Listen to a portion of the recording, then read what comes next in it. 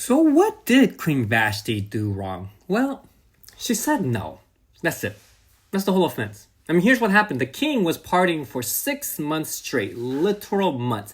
And at the height of his drunken power trip, he decided to summon the Queen Vashti, not to speak with her, not to honor her, but to parade her in front of a room full of drunken men to show off just how hot she was. And some scholars even think he wanted her to show up wearing nothing but her crown.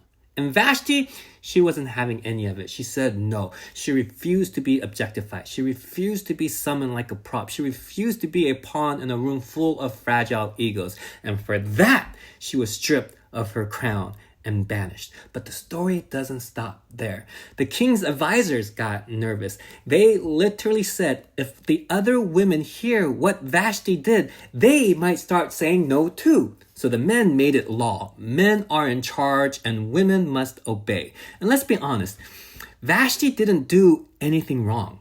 The empire did. The system did. The king did. But growing up, we were barely told her name. We were taught that Esther was the good one because she listened.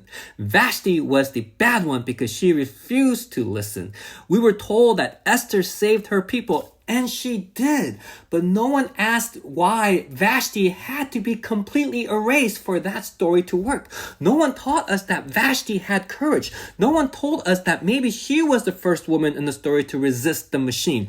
Patriarchy doesn't just exploit women, it rewrites the stories of women who resisted. And if we don't name that, we're not being faithful to the scriptures. We're not reading scriptures, we're repeating empire.